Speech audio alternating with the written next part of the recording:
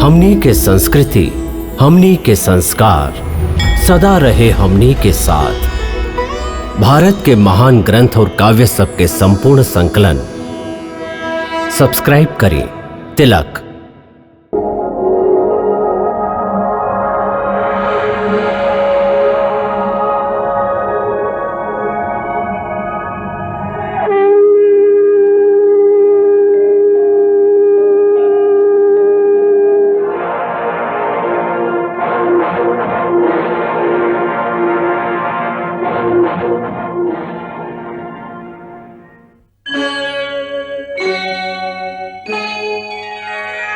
कृष्णा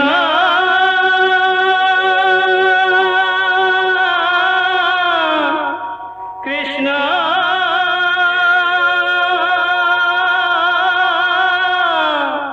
हरे कृष्णा हरे हरे।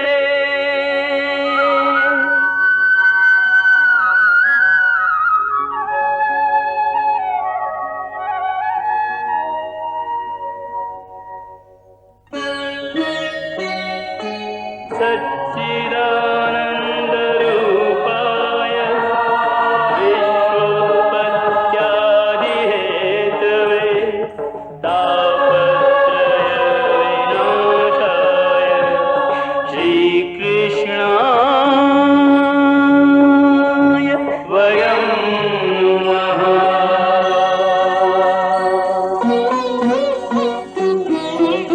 श्रीकृष्ण गोविंद हरे मुरारे, हे नाथ नारायण वासुदेव। हरे कृष्ण राधे राधे कृष्ण कृष्ण हरे नाम, हरे कृष्ण राधे कृष्ण हरे हरे।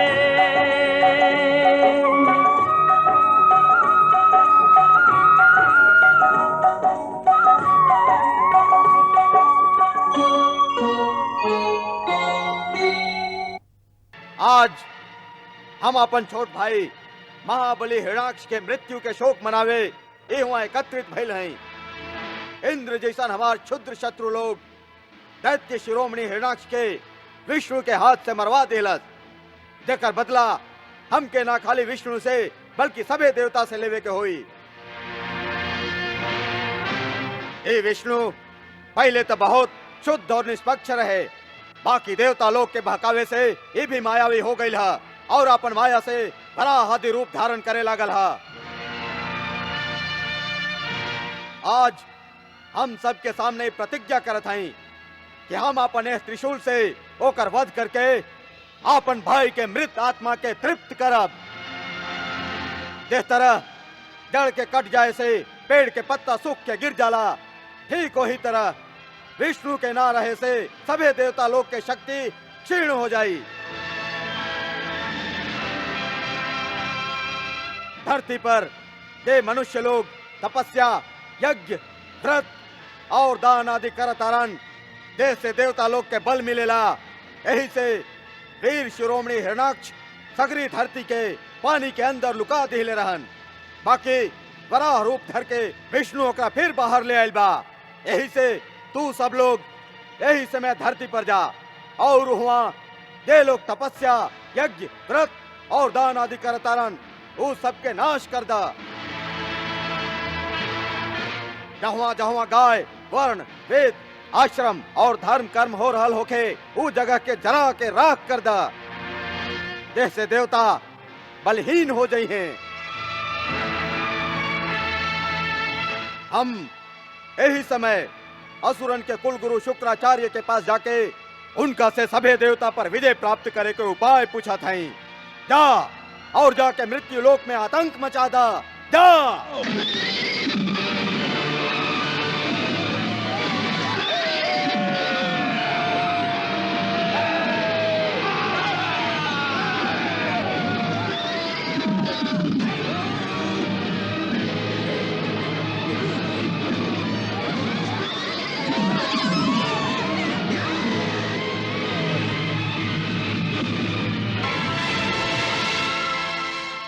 गुरुदेव, आपके जान के प्रसन्नता होई कि हम अपन भाई के वध के बदला लेवे खातिर अपन सगरे योद्धा के धरती पर हाहाकार मचावे के आदेश दिले हैं।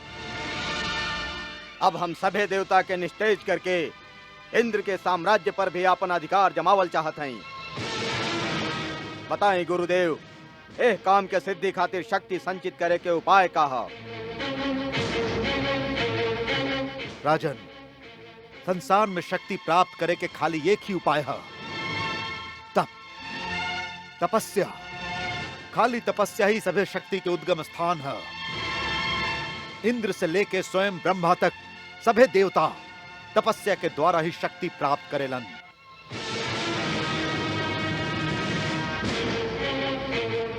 तो हम हो तपस्या करब, और ऐसा घोर तपस्या करब कि आज तक केहू ना कैले होखे। आप हमार मार्गदर्शन करें। राजन, यदि हमरा द्वारा बतावल गई विधि के तू पूरा तरह से निभा सक तो तीनों लोक में तोरा से ज्यादा शक्तिशाली और केहू ना हुई। गुरुदेव, हम मन, वचन और कर्म से आपके हर आज्ञा के पालन करब।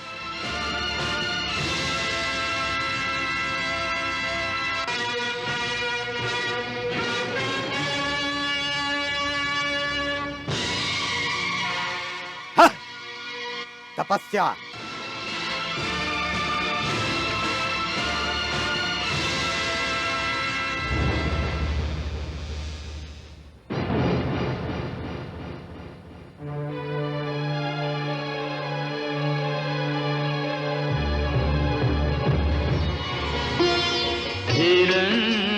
हिरण्यकशिपु हठ योगी नृप अजपाजप अविराम करे।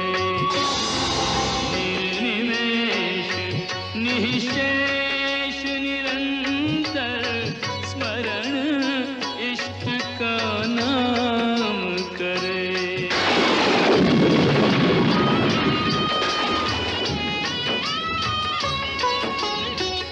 जाप न गिनता काल न गिनता, नहीं दिन की नहीं रात की चिंता।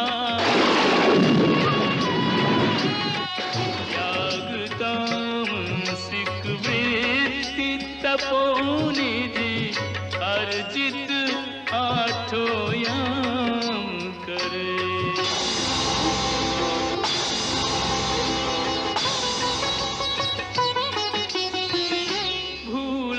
तन की ममता माया, आधा तन दीमक ने खाया। बाधाओं से हार न माने, योगी अपना काम करे।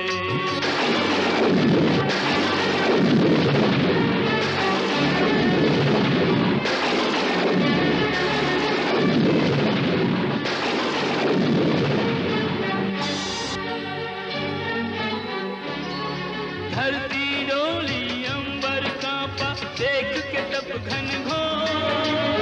तप का तेज अग्नि शिखा सम फैला चारा।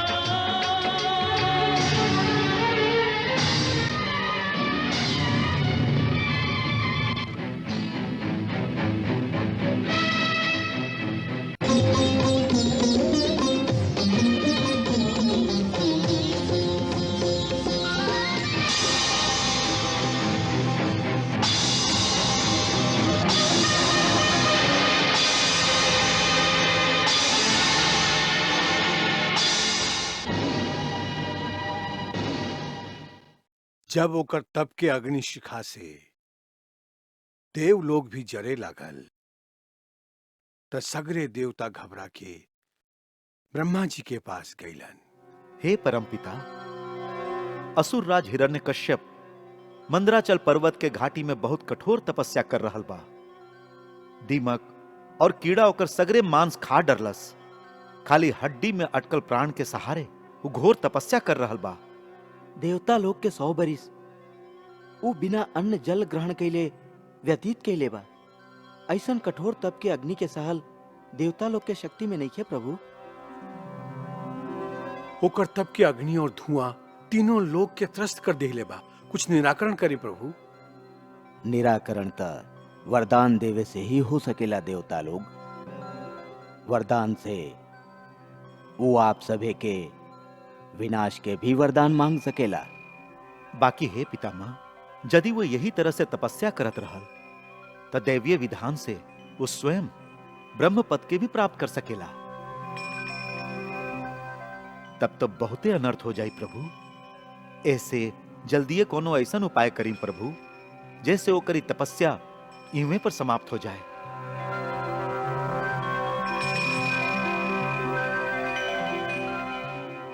एवमस्तु।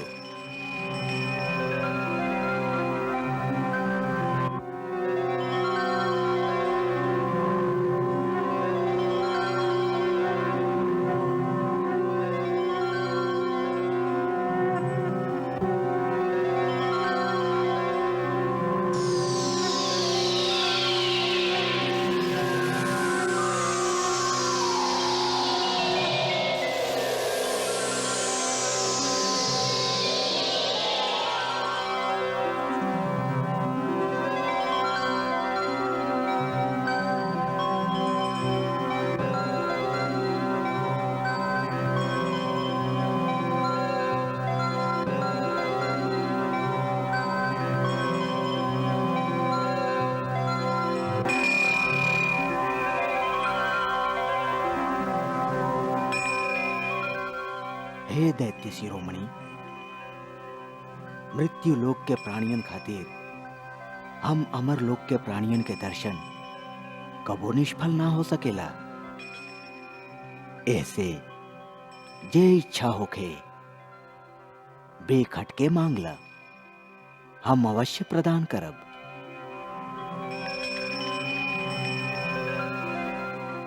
हे परमपिता, आप ही अपन त्रिगुणात्मक रूप में इस सृष्टि के रचना, रक्षा और संहार करी ले। हम आपके नमस्कार करत हैं।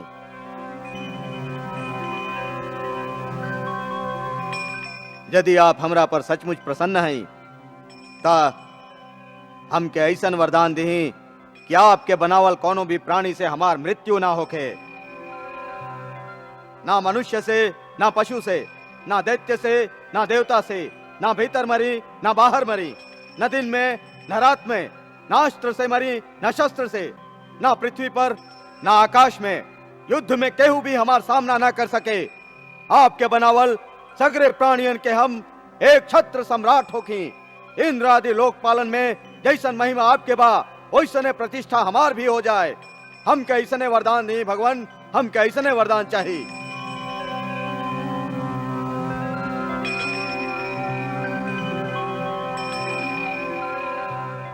बेटा, तू जे वर हमरा से मांगा तारा ऊ जीव खातिर बहुत ही दुर्लभ है। बाकी हमार गुरु शुक्राचार्य कहले रहन कि ऐसन कठिन तपस्या के बाद कोनो भी वरदान दुर्लभ ना होला। का वो झूठा आश्वासन रहे या हमके और तपस्या करे के होई? और तपस्या के आवश्यकता नहीं खे। गुरु शुक्राचार्य साच ही कहले रहन, ऐसन कठिन तपस्या ना पहले केहू कहले रहे ना आगे केहू करी। हे दैत्यराज, जेवर तू हमरा से मांगा तारा वो दुर्लभ होखला पर भी हम पूरा तरह से आपके प्रदान करत हैं।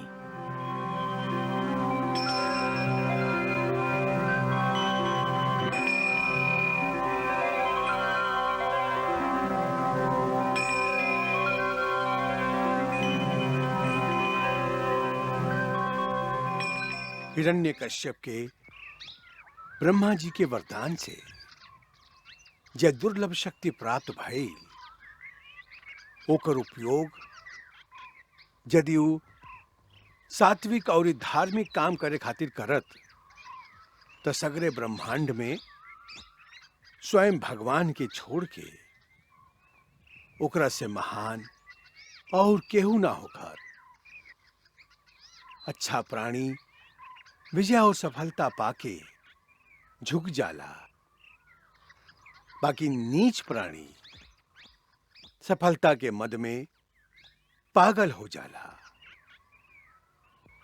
हिरण्यकश्यप स्वयं ब्रह्मा जी के पोता होके भी अपन नीच संस्कार के कारण इंद्रिय विषय वासना में लिप्त रहे। ऐसे इतना घोर तपस्या करके जब वरदान मांगे के समय आईल तो ऊ खाली भोग विलास ही मंगलस। ओकर बुद्धि ओकरा आपन विकास के स्थान पर विनाश के ही मार्ग दिखौलस और आपन अपार शक्ति के दुरुपयोग से वो संसार में चारों ओरी हाहाकार मचा दिहलस। सबसे पहले वो इंद्र के स्वर्गलोक पर धावा बोल दिहलस।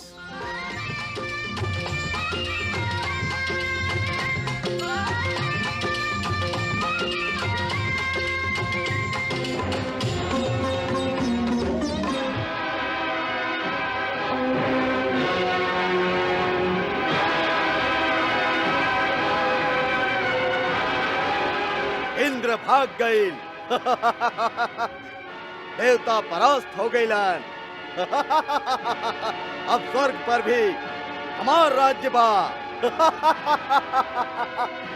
ले चला इनका, सबके बंदी बनाला। हम यहाँ के भगवान हैं। हर केहू हमार पूजा करे। ये हमार पूजा ना करे वो संसार में जीवित ना रह सकेला। छोड़ दो।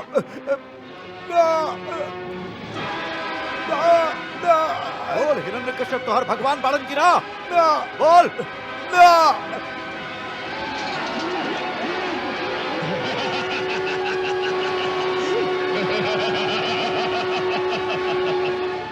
तू सब भी हमार जय जयकार कर। बोला भगवान हिरण्यकश्यप के जय। एह तरह देवता सहित तीनों लोक के प्राणी ओह महादैत्य के आगे नतमस्तक हो गईलन।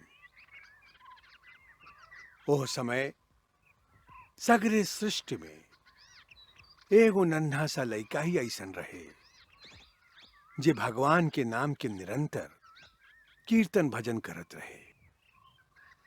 उहे दैत्य के आपन बेटा रहे प्रहलाद, जे 5 बरिस के उम्र में ही ब्रह्मलीन होके खाली भगवान श्री हरि के नाम जपत रहे।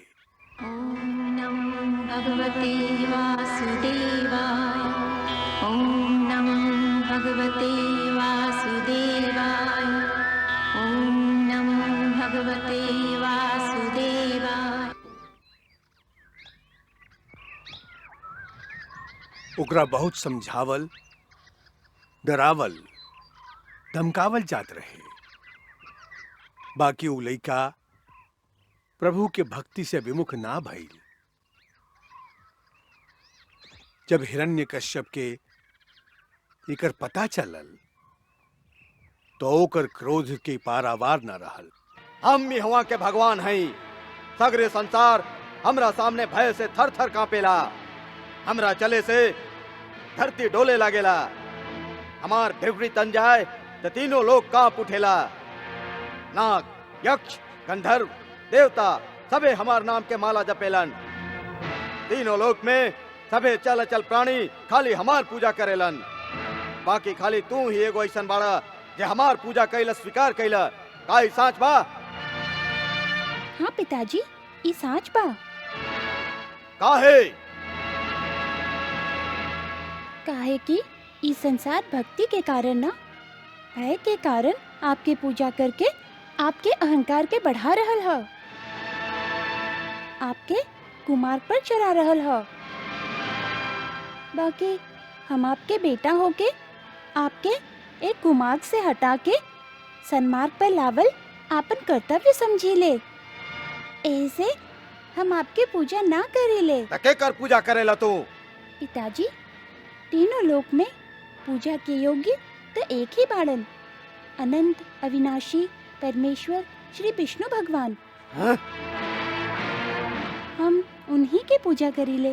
मूर्ख पुत्र, तू वो विष्णु के बात करत अरे जे हमार भय से ब्रह्मांड के त्याग के भाग गईल, जे हमार क्रोध के आग पल भर खातिर सहन ना कर सकेला।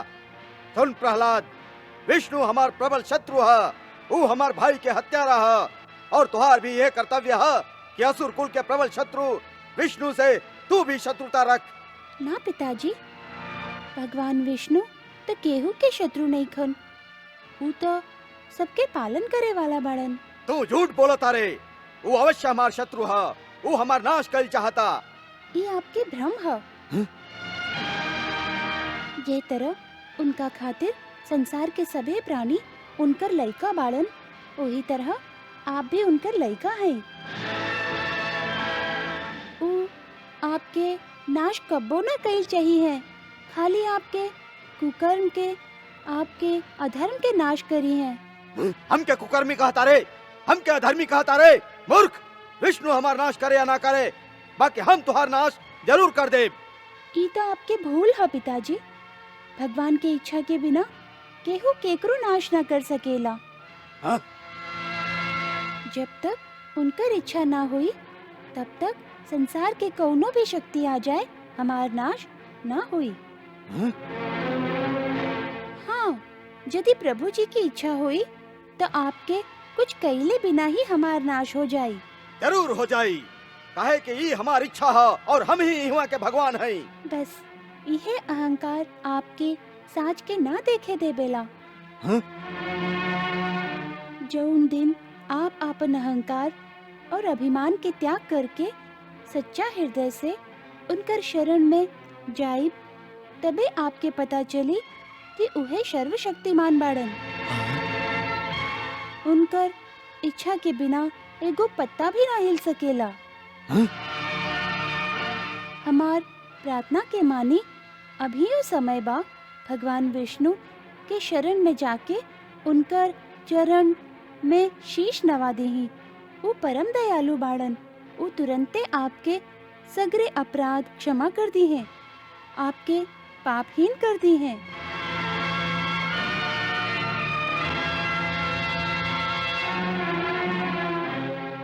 दैत्य लोग, दैत्य लोग,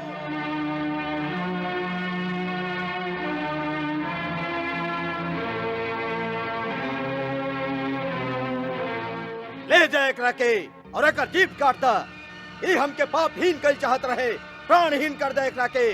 शरीर के जवन अंग से सगरे शरीर के हानि होतो के ओ सड़ल अंग के काट के फेंक देवे के चाहिए। जा, ले जा, और जे सबसे पहले एकर मृत्यु के समाचार हमके सुनाई ओकरा बहुत बड़ा पुरस्कार दिया जाई। जा, ले जाए कुल कलंक के।